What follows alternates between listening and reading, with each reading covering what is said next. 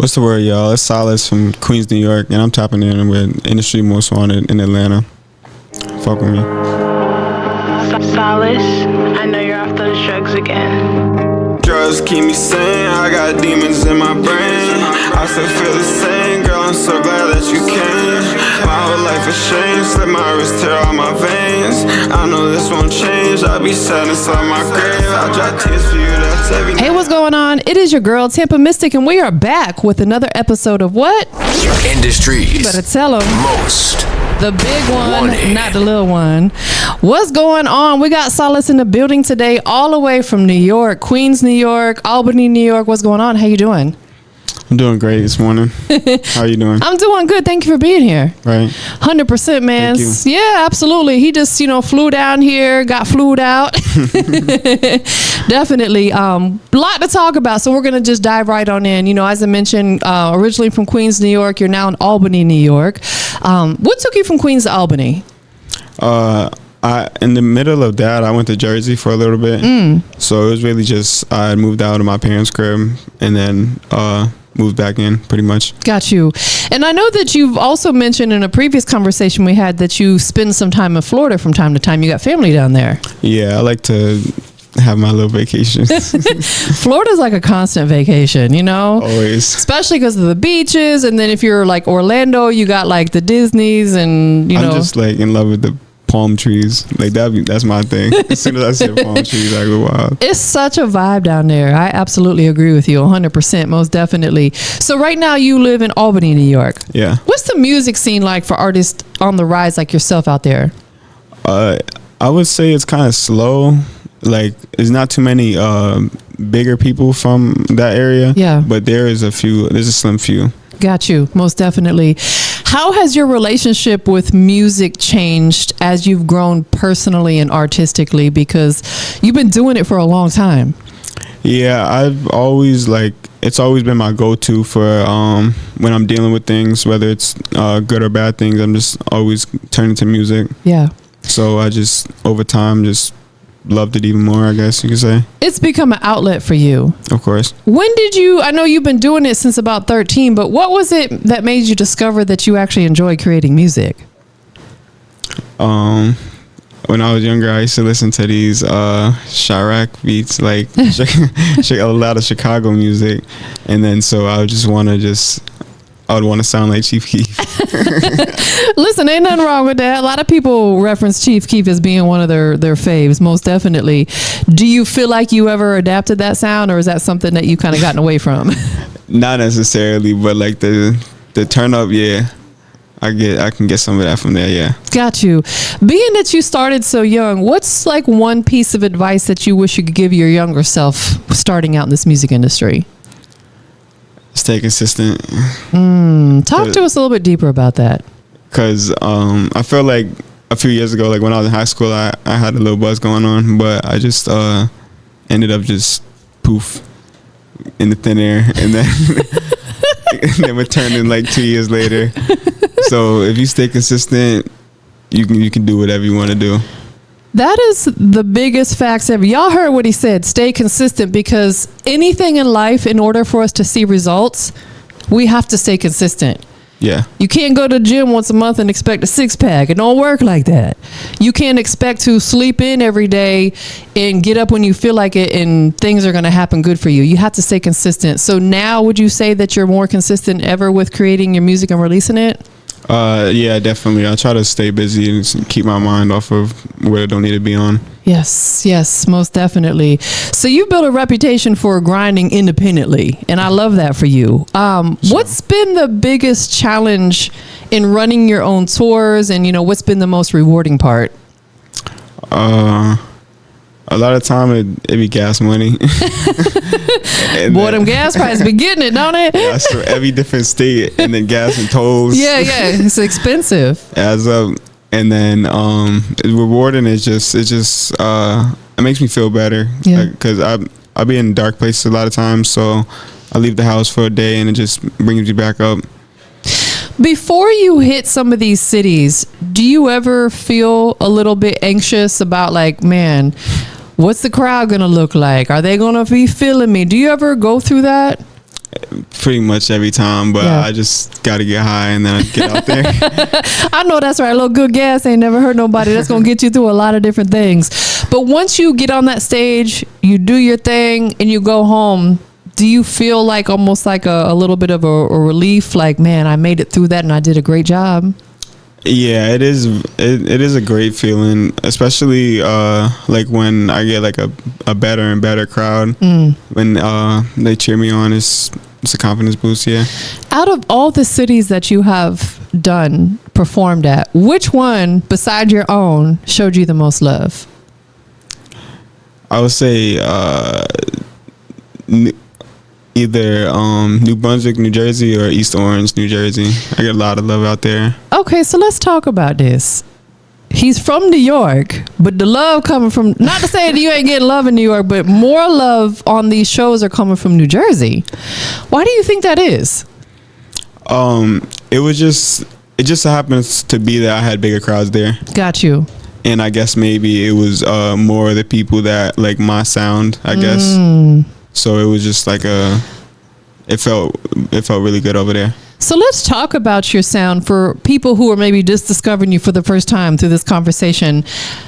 You went from more hip hop to an alternative sound. Yeah. Kind of describe what that transition looked like for you. Really just changing from rapping about like the teenage stuff I was rapping about, like the streets and just running around doing dumb stuff. Yeah. And then now it's just mental health and I guess you could say depression, drugs, stuff like that. It's more like emo or emo trap, stuff like that. Yeah. For people who aren't familiar with emo, break that down, because there's going to be people out there be like, I don't know what he's talking about.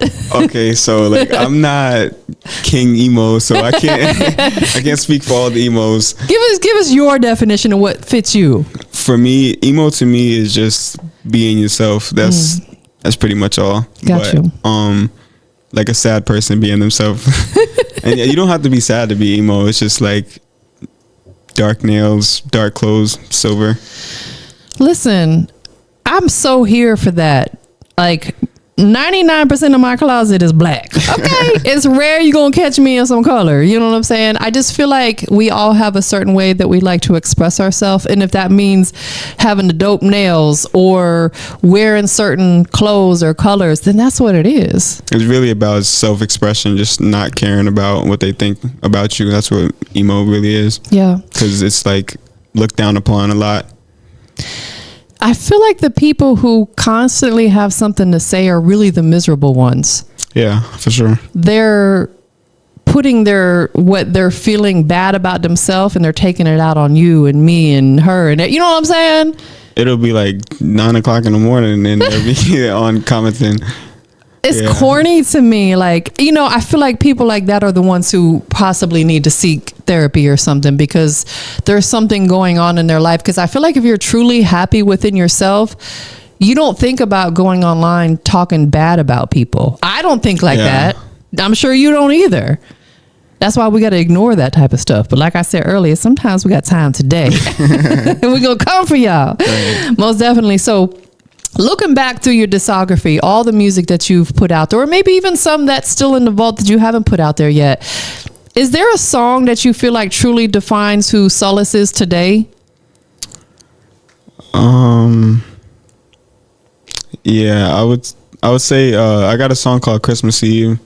It speaks a lot about just, I mean, I guess every song is about like how I be feeling, but like that one I wrote on Christmas Eve and I was just feeling horrible that day. Yeah. And you could definitely get a feel of me from that song. What is the name of it? Christmas Eve. Oh, so the name of the song is Christmas Eve. Yeah. You wrote it on Christmas Eve and titled it that as well. Yeah. That's super dope. Most definitely. Are you a big holiday person? I love Halloween and I love Christmas. Okay. Do you typically dress up at Halloween? Is that a thing for you? Yeah. I didn't get to last year because I was working. Oh, okay. This year though, right? This year, actually, Lil Peep has a memorial, like a tribute, and I'm gonna be there. So I'm so excited for that. That is amazing because that's somebody that really has inspired you. Yeah. Where is the tribute, the memorial, going to be? I think it's in like Manhattan, Uptown. Okay. Yeah, I'm super excited for that. Most definitely, absolutely, because it feels like you can be a part of that journey. It's like to pay your tribute towards somebody that has inspired you. Yeah, it's gonna be lovely. Man, that is beautiful. What's the date on that? Do you have the date yet? It's October 31st. It's like it's on Halloween. Okay, that's where it is talking about. See, boy, that ADHD boy be kicking in. So it's on Halloween. So you're still not gonna dress up though? I mean, I was thinking like I gotta come emo.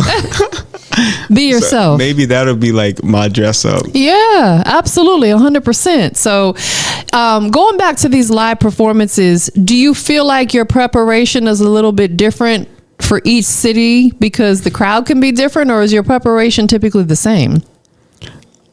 I'm not gonna lie, it'd be the same. Like I just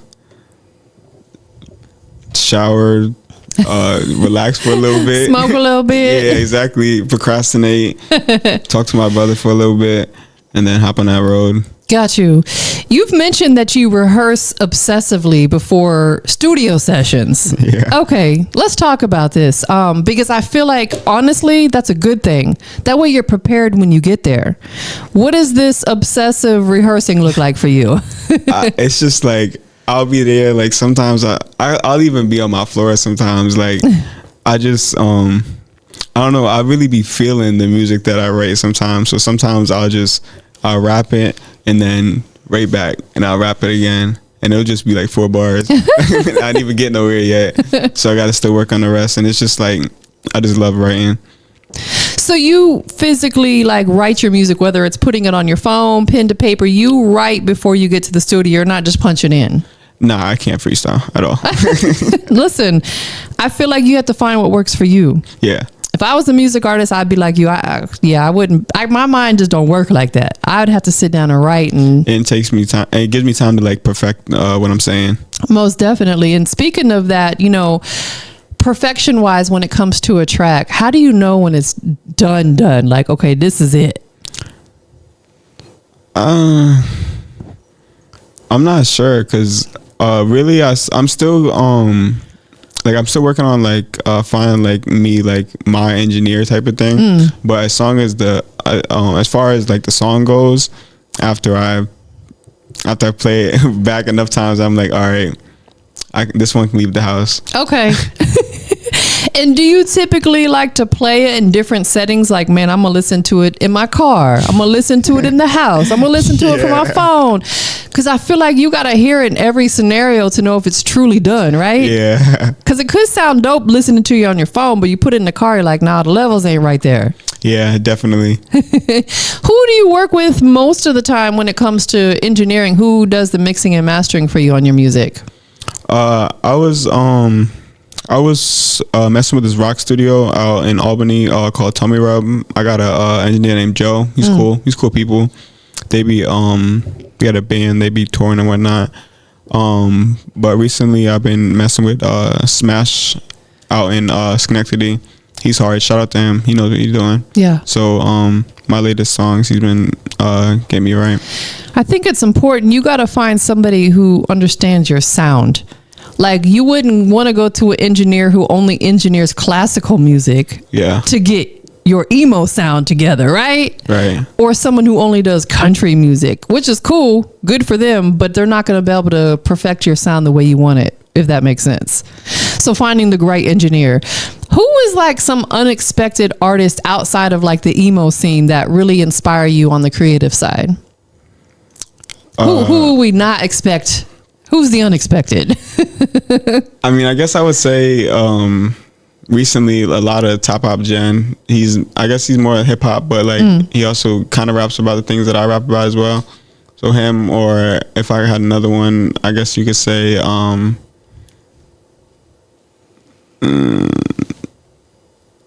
Eminem. Okay. I used to listen to a lot of Eminem. I think Eminem be deep too, for real, for real. He's one of everybody's favorites. Everybody rocks with Eminem. Yeah. He's kind of like the white Lil Wayne. Yeah. You know, everybody loves Eminem, but everybody loves Wayne too. You know what I'm saying? Because the lyricism is crazy. You can't help but love them, most definitely. How do you balance being vulnerable in your music, but still protecting your own mental health? It's really just you just put out a wall and like you throw out what you want to say and what you want to do, and you stand behind that wall, and then just let it all happen and let everything play out. Have you ever had a moment where you've recorded a song and then you went back and like, man, I feel like I talked a little too much about my personal stuff, or are you always okay with what you put out there? Nah, I'm always okay with it. Okay. Like, I'll say some wild stuff, and I'll send it to my brother or one of my friends, and they'll be like, yo, you sound like you sound crazy, gang. But yeah, for me personally though, I go for like the edgy, like I want to sound like maybe corny sometimes, I guess. So that's what I go for. I feel like that's where when you're truly authentically yourself, you're going to draw on your most authentic fan base, because they're going to be people who think like you. And that's what you want, essentially, right? Yeah, right. Because a lot of artists have this facade that they put on, and it's like you're not drawing in your most authentic fan base. And then they wonder why maybe they can't sell out venues and stuff like that, because you're not really being yourself. Yeah. I feel like people can pick up on that after time. They'll be like, yeah, he capping, or he keeping it real. Do you find that you have a lot of people that have reached out to you and just said, man, I felt that you really helped me through a dark time through your music? Have you experienced that? Yeah, I definitely had a lot of people reach out to me, whether it's just talking about how they had a bad day and played my song for the night, or just they added it to my playlist and just got on repeat, or whatever the case is. Yeah. And it makes me feel good. It makes me feel really good. Do you have any full-length projects out there, or is it mostly singles? Nope, just singles and features. I feel like that's a great way to get yourself out there through them singles, because putting a whole album out, and I'm not telling people don't put an album out, so don't come for me. But what I'm saying is I feel like you have a better chance of attracting people one song at a time versus trying to force them to go listen to 10 songs. Yeah, because I'll be doing like rollouts. Like I'll just I'll do like 2 songs at a time. Like, I'll do a video and then a song, something like that. And a lot of times they'll just sometimes they flop. So it's like I don't want to work on a whole ass project. So I'm waiting until I just get a little bit up there to do like a small EP, and then I'll do a mixtape. Man, that makes perfect sense. Singles, EP, and then a full-length project. Yeah. I feel like that's a great strategy right there. So how often are you releasing singles right now? I'm really trying for every 2 weeks. Okay. Yeah. If you had to take a guess, or do you know the exact number of songs you got out right now on the digital platforms? Right now I think I got like probably like 8 or 9. Okay. But I got the song coming out on Friday, and then another one on the 26th. So it'll be 2 this month. Got you. 2 more. Okay, most definitely. Do you have a lot of unreleased music in your vault that's ready to go? Yeah, there's a lot of unreleased music. One time I went to the studio, I locked in for 10 hours, and I did like 18 to 20 songs. Wow. Yeah, it was a lot.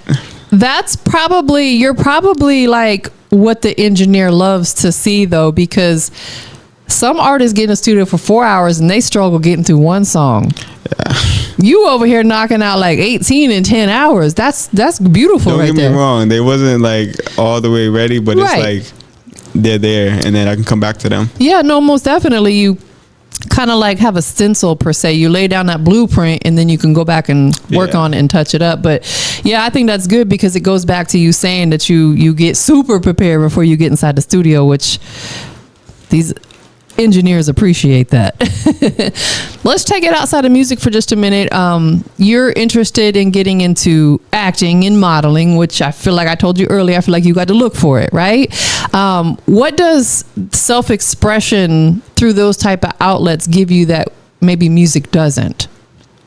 I feel like self-expression is more like maybe not more important in modeling, but like just as important, because you want to look like yourself, you know what I'm saying? You don't want to Yeah. try to be somebody else. So it's like me, I got a skinny build and I paint my nails and stuff like that. I'm different, so I want to put myself out there in that type of league. Most definitely. What type of modeling would you want to get into? Because I know there's different lanes that you can get into with modeling. What would it be for you?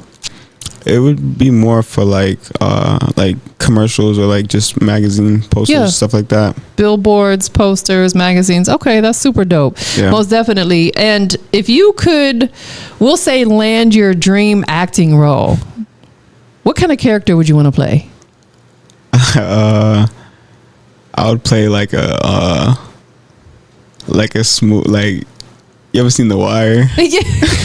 My homie is Trey Chaney, a good friend of mine from The Wire. He played Poot. I would be like somebody like Kingpin. Okay.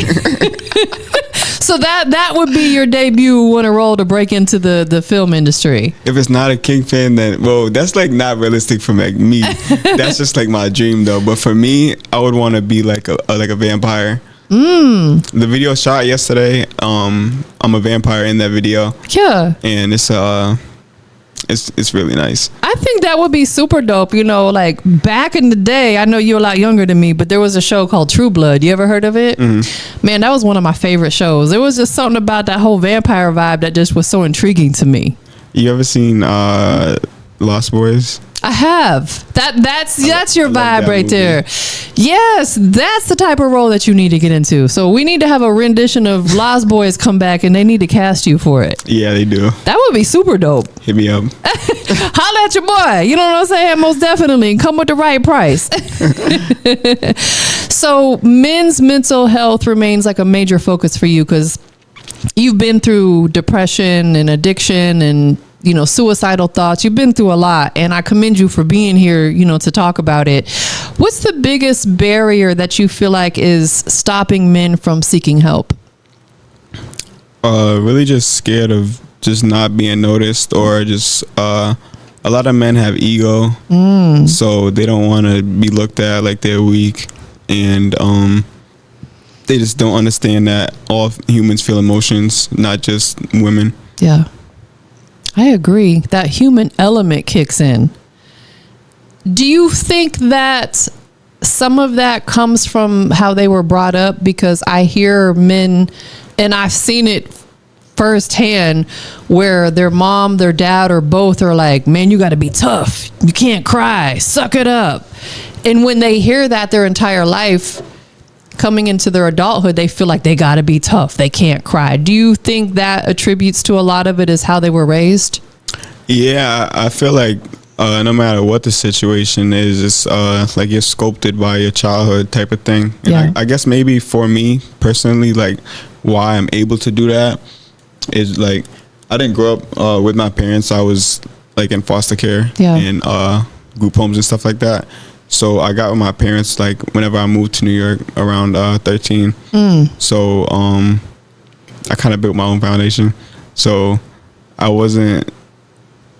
nobody was necessarily telling me not to like it was gonna be okay type of thing. Yeah. So like ever since back then, I just always thought it wasn't, and then I guess I still battle to this day trying to like tell myself it is gonna be okay.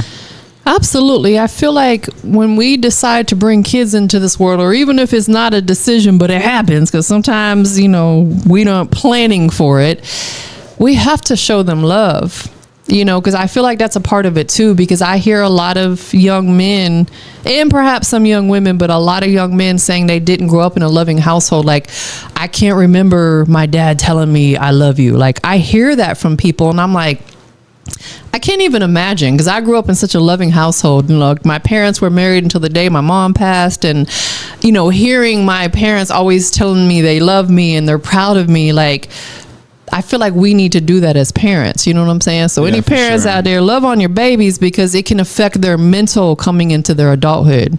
You don't know what they can grow up to be. That is facts. That is absolute facts. So you said that you were in foster care, group homes, things like that for a big portion of your younger life. In hindsight, looking back, would you say that there was anything positive that you could pull from those experiences? Hell no. No. I guess maybe like to have a hard shell type of thing, but it's like I got a soft shell under my hard shell. So other than that, it's just ask God for it to be okay. Yeah. You're a real spiritual person? I'm trying to get more into it. Yeah. Listen, we all have to find our own relationship with God. There's nothing wrong with it. Like, I grew up going to church. Now I don't go to church at all. Like, I wouldn't consider myself a religious person, but I'm very spiritual. I got my own relationship with God. I talk to God in my own way. And I feel like each of us have to develop our own relationship with him. So it's like, even if you're working on it, that's better than not working on it, if that makes sense. You know what I'm saying? So that's good, because I feel like through Christ, anything is possible. Right. It is. Definitely. What would you say was the era of music that really had the biggest inspiration or impact on you? For like me, it was the 90s music. What was it for you, or what is it for you? For me, it's probably that 2016 SoundCloud era. Okay. You know, like Peep, X, Juice. It was just different. Like, it changed the game, whether a lot of people like to say it or not. Like the mumble rap, it really changed how everything. And then now it's kind of washed away. That's how I want to bring it back. What do you think happened? Like, what do you feel like happened that caused that shift, per se? Gen Z attention span. It's like 2 seconds. Yeah, so they wanted us to like 1 minute songs that just loud bass and stuff like that. And it's like they don't have a lot of like integrity in it. They don't like a lot of people don't want to be fans of the artists. They just want to listen to the music. I completely agree with you on that, because I'm everybody's elder. I'm an OG, and I feel like, I ain't gonna lie, like some of these younger artists, boy, their attention span is about this big. And I be coming for them sometimes, because I'm like, you gotta like pay attention, and you got to dive in deeper in certain things, because that's the fundamentals that's gonna get you through life. They just want to kind of breeze by. I'm like, nah, bro, you got to read the fine print. You know what I'm saying, per se, if that makes sense. Nah, for sure. And like you said, I remember songs being I don't personally want no 10-minute song, but give me a good 3-4 minute song, not no minute and some change. You know what I'm saying? So do you feel like with things changing, you're still kind of giving them what you want to give them, regardless of what everybody else is doing? Yeah, for sure. I get like a lot of people told me that it's like stuff they never heard before, or it's just like haven't heard it in the longest time. And I try, like, that's what I try for, like the probably like 2 minutes to 3 minute songs, because I like to, my thing is I like to repeat the hooks a lot, so that you could just, I like to vibe out. So it's like if the hook just come back on, just vibe out, and then maybe just a beat play for a little bit, then the hook come back on. You know what I mean? It's just a vibe. Absolutely, because I feel like the hook is exactly that. It's what hooks people and brings them in, because let's be honest, that's typically the first thing you remember from a song is the hook. Yeah. Then you start learning the lyrics. The hook is what typically makes a song go viral. Because think about a lot of these songs that'll be viral, like on TikTok. We only know the hook. We don't know the actual lyrics. Right. Once the lyrics come on, you're like, it's mid, it's mediocre, but that hook is fire. You know what I'm saying? So I think there's nothing wrong with that. Creating your own style. Because, there are some rules to this, but I feel like you can bend them rules and make things your own. Yeah, for sure. Speaking of like bending the rules, a lot of people are genre bending, per se. Outside of what you're creating now, is there other genres that you would be interested in tapping into? I like my genre now, I would say would be alternative / emo. But I want to get into like pop punk and like rock, but not like not heavy metal types. Yeah, I got you. So a lot like pop punk, rock. Like I guess you could say I want to make songs like Linkin Park. I want to make songs like 182. Yeah. I also want to make songs like Ellie Goulding. It's great music. Taylor Swift. Like I want to make like pop songs. Yeah. Have you started working on that at all? Like as far as maybe writing songs, but yeah, definitely. So that's already in the works. I got some pop song. I got like an Ellie Goulding remix that I wrote. It's really nice. So have you practiced your delivery on how, because it's going to be different. The delivery is going to be different from a pop song versus like an alternative song. Is that something you've been working on and practicing? Yeah, like a lot of times I go to the studio, I switch it up. So it's like, lately I've been working with a lot of auto-tune. I've been like dibbing and dabbling because I never really did it back in the past. So I'm trying to just, each time I go, I really just experiment and just see what I'm liking. Listen, there's nothing wrong with that. You have to experiment with stuff. If it requires a little bit of auto-tune, and that's what it is. You know what I'm saying? I feel it just because most artists ain't gonna admit to it, but a lot of them use auto-tune, they ain't gonna admit to it. It just makes it a little bit more appealing to the ear when the consumer's listening to your music. Yeah, and when you got somebody that knows what they're doing on the computer, like rather than just throwing the effect on your voice, and he could like change your vocal notes. Yes. So it's like, I got a good guy. Is that something that you are ever interested in learning, is engineering your own music and mixing your own music, or are you going to leave that to the other guys? I've been trying to engineer my own music since I was 13 years old, and I'm 22 right now. I have a $1,000 computer, $400 mic, everything I need at the house. What? And I just can't record no music. It just sounds horrible every single time. Really? Yeah. So what do you think is different for you recording yourself, hitting record and recording into that expensive mic versus going to the studio? Is it the vibe? Like, it's just, I like to lock in with somebody type of thing. So I like to make a song together. And it's like, I wouldn't mind making a song by myself. Maybe it'd be nice, but it's just like, just the editing, and then like, I'm kind of a perfectionist when it comes to like my sound. So it's like, I'll be there just recording it 15 times. But if I'm in the studio, I could just record it like 2 times and I'll be fine. Got you. And also probably having an engineer can give you some input as well. Yeah. Like maybe try this differently. Yeah. I'm always asking like, do you like it? Or what do you think I should do? And then just like, I edit the hell out of my videos, but when it comes to music, no.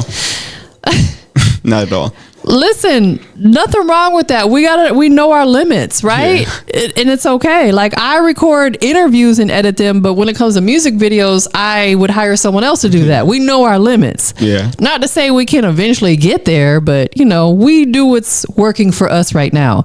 But you do edit your own videos. How did you get into video editing? Because that's very strategic, very time consuming. I mean, when I was younger in high school, we was paying like $200-$300 for music videos. So when I was like, all right, I'm gonna get back into the rap game, I wasn't trying to do that. So I was just like, my first video, I just set up with a tripod and did it all myself. And then all the other ones, I just have like a friend just record it and then upload the CapCut on my computer. Yeah. Spend a few days or a week on it. CapCut desktop version is my fave. Yeah. That's that shit right there. It is, and because I've tried other ones, and all the programs are great. DaVinci Resolve and Premiere Pro, this, that. CapCut is so user friendly, and it has everything, and they're always adding new. Like, they added this whole new AI thing in there that'll go in. Yeah, I use a lot of the AI on there. Bruh, I'm just like, So for a quick example, when I was chopping up my interviews before, like when I would chop the scenes, I would have to go manually do it. Now they've got a button you push and it chops it for you. I'm like, bruh. When it like makes the clips for you? Yeah, like, well, not only making the clips, but for example, if I'm switching from this camera to this camera, if I want to make where it's just on you and just on me, and because I had to separate that camera angle from this camera angle. It does it for you now. It clips it at the moment where you transition from one camera angle to the other. Wow. It does everything. That's incredible. Yeah. CapCut, y'all cut the check. CapCut, cut the check for us. Come on. We promoting the heck out of y'all. No, for real. So CapCut is what you're using to do your edits with. Yeah, I just, if you use CapCut to use your video, to edit the listen, you don't need to edit music videos. You could edit them Instagram Reels on CapCut, but I would recommend getting you a pro version because I got better edits on there. Yes, pay that extra. Like, I think it's like $15. So I pay $7.99 a month because I ordered the app version when it first came out. And from that, I was able to log into the desktop version, and it's $7.99 a month. But $15 is still not bad, though. Yeah, it gets the job done. I'm not complaining. Nah, that's still a great price. And to be honest though, because remember when CapCut went away for like a week? Yeah, I was. Yo, what I had to do is sweating. I had to put a I put a VPN on. Oh yeah, there you go. go. And I was still using it. I was in the middle of a music video when that happened. When TikTok and CapCut went down. That's exactly, because I was like, when it got to about that weak point, that's what I was gonna do. I was like, I was shook. I thought it was gonna be gone forever. Man, I was like, boy, for real. So it's like I've thought about really, because I've messed around with some of the other ones, but I haven't really learned them the way I have CapCut. I was like, maybe I need to learn another one just in case, and that loophole may not always be there. You know what I'm saying? So I don't know. It's real, like you said, user friendly. It's real easy. Yes, most definitely, 100%. Have you edited videos for other people yet? Is that something you've got into, or is it just for yourself? I think I edited one music video for somebody before. Other than that, it's just been personal. Got you. Or just like a friend's video. Okay, most definitely. Are you open to doing that though? Do you want to get into it to that extent? Because there's people who will film, but they'll send it out for other people to edit. Nah, yeah, I know a lot of people who do that. I wouldn't mind doing that. You enjoy that part of it? Yeah, like editing, I'll lock in and I'll be there from like 11 a.m. to like 4 just editing. I do the same thing, boy. I get in there before I know it. I'm like, dang, I've been in here for 5 hours Right. doing this. But it keeps our mind focused, right? Like we talked about earlier, we got to keep our mind off the BS. A little bit of low music in the background. Yeah, kind of get that vibe rolling in. Most definitely, 100%. So I know you've orchestrated 2 tours. When can we anticipate, whether it's not even a tour, but do you have any other performances coming up that we can anticipate? The song I was telling you about with Zay that we had just shot, it's called Last Day, and he's having a release party on I think the 25th of this month. Okay. For his or something like that, but he's having a show and he's inviting me to it. Okay, so you'll be performing there. Yeah, and I appreciate that. Most definitely. Absolutely. Have you had a chance to perform in Atlanta yet? No. You got to tap in and get on Yo, one I was stage. looking before I came out here. I was looking. I'm gonna figure something out. When do you leave? Friday Morning. Yeah, I don't know of anything going on between now and then. If I did, I would have pointed you to it. Because like Mondays, there's what is called New Music Mondays. It's part of the Coalition DJs. Artists can go perform. But yeah, I'm not sure about like a Wednesday or Thursday, to be honest. But maybe next time. Yeah, I'm definitely gonna have to come back out here. 100%. Anything else you got in the works that people need to be on the lookout for? I got that song dropping on Friday with my guys Hey Tech and GMF Primo. It's called Thug Walk. It's out on Soundcloud now if you want to take a peek, but all platforms on Friday. And I got another feature this month, and then my song Won't Change. I'm going to be working on that. I'm shooting the video while I'm out here. Got you. Oh, you're filming the video while you're out here? Yeah. Oh, you got to get a video in Atlanta. Right. Do you already have the location picked out, or is that something you're working on too? I took some airport shots. We're going to hit downtown. Okay. And then we're going to take some hotel shots and whatnot. If you can find it and you could possibly put it on Google or like in your GPS, go to Krog Street Tunnel. It's really dope. KROG. It's like a graffiti type tunnel, and they've got some dope scenery down there. That's kind of one of them staple spots in Atlanta that a lot of people film at. So I feel like if you come to Atlanta, you got to get some scenery at the Krog Street Tunnel. All right, bet. I'm definitely I'm screenshotting that right now. Yeah, so definitely they got some really dope scenery out there. That would be dope for the video. And then of course of course, you're welcome. Can't Be Saved is out now. Yeah, and the video. And the video, most definitely. So y'all go run that up. I know it's on the digital platforms. Did you release it on SoundCloud too? Oh, yeah, it's on SoundCloud. Everything's always on SoundCloud, YouTube, and all plats. Most definitely. One more place that you may want to think about releasing your music. It's called even.biz. Have you heard of them? Nah, I'll take that into. So even.biz allows you to upload, in what I was talking to you about earlier, sell your music. So for example, if you uploaded that song and put it on their website for $1, I can come along and be like, man, that's my homie. I'm going to pay him $5 for it.